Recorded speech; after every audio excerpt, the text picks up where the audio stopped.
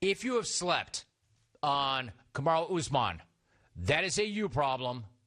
That's on you, not on him. And you are missing out if you are. Missing out on one of the best UFC fighters ever. Not just today, but one of the best ever. And if you are sleeping on him, then you probably owe him an apology. And watching what he does to people who stand in front of him, especially those who disrespect him, if I were you, I would get that apology in quickly. If you had any doubt about that, it ended Saturday night in the third round, right around the time that Gilbert Burns was ended. Now, before I get to that third round, I want to talk about the first round and what happened there. Usman took the very best that Burns had to offer, and that's saying a lot because Burns is dangerous as hell, and he was landing kill shots. Usman was wobbled, and for a brief moment, it looked like he was in trouble, big trouble.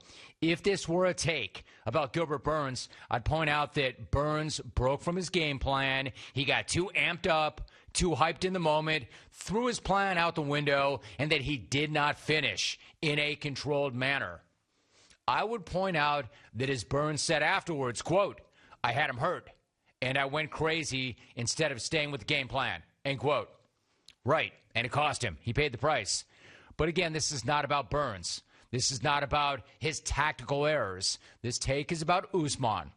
Because too little is said about Usman, and for somebody who's as great as he does not get nearly the respect that he deserves. It was a common theme after the fight, but I want to reiterate it right here. Yes, competitors throw the no respect card around quite a bit. A lot of them do it to manufacture fuel and to motivate themselves. But this is not the case with Usman. With Usman, it's actually a real thing. He is the one dude who has every right to throw that card. Look at the numbers. Look at how little respect he gets. Look at how little acclaim he gets. I mean, sure, the people who know, but there really aren't that many people who really know. And for those who don't, check this. 13 straight UFC wins, tying Khabib for the second most consecutive wins after joining the company. He's closing in on Anderson Silva's record. 13 straight wins at 170 broke GSP's record. That's the kind of company that Usman is keeping. Guys like Khabib, Silva, GSP. So it is legit to mention him with the all-time greats. Not just because of the records that he's tying and breaking, I mean in part, but because of how he handles himself and his business. And yet before Saturday night, when people run down the list of the best fighters right now, not even the all-time greats, but the best fighters today, his name rarely comes up. Most fans would name a bunch of other guys before they would ultimately get to Usman. It's just wrong. That's what I mean when I say he's not getting the respect he deserves. How do you not hype and respect a guy who finishes an extremely tough opponent like this? And if you know the history between these two fighters, you can understand the emotion that they're both feeling at the end of the fight. Remember, James Kelly and I talked about this on Friday. Rarely do you see two teammates fight one another. And the two of these guys were very close at one point. Usman said that he nearly started bawling when it was over. That's really intense. Really intense. They had sparred hundreds of rounds together in the past. They were tight. Their families were tight. And as Usman said, he expected Burns to come out there and to prove that he was no longer little brother. But again, too much of Usman's career has been about somebody else. So this take's not about Usman and Burns. It's about Usman. Even if Usman was using something that Burns said as motivation.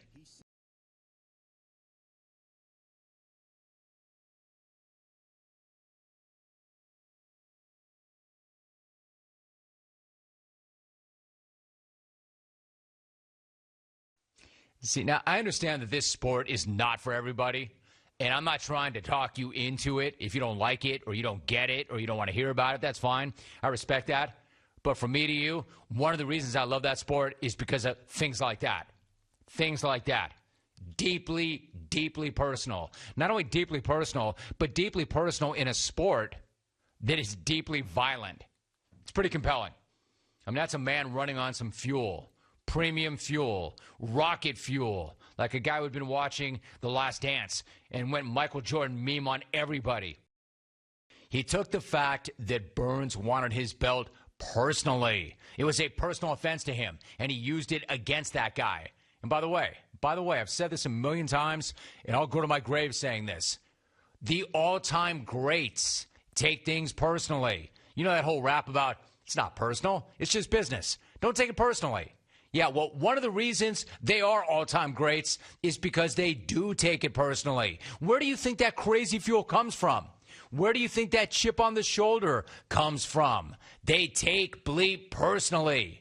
Jordan took everything personally. Tom Brady never got over being a sixth-round draft pick. He took it personally and still does to this day. He converted all of it into fuel, and he's still running on that same fuel 7 Super Bowls later.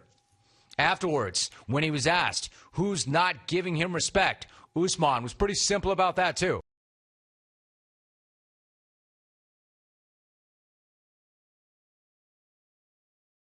This dude's great. I mean, put some respect on his name for bleeping real. I suggest you do that. I suggest you put some respect on his name.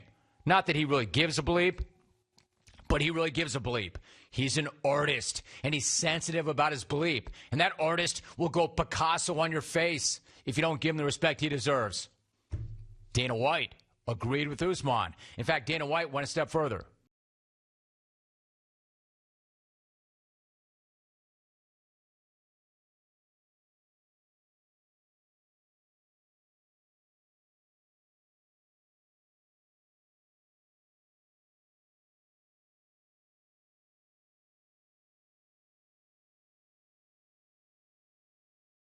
Interesting. All right, so to Dana's point, depends on who he fights in the future. So naturally, that's the question. Where does he go from here? Is it a rematch with Leon Edwards? Is it a rematch with Colby Covington? Is it a rematch with Jorge Masvidal? Usman had Masvidal on his brain.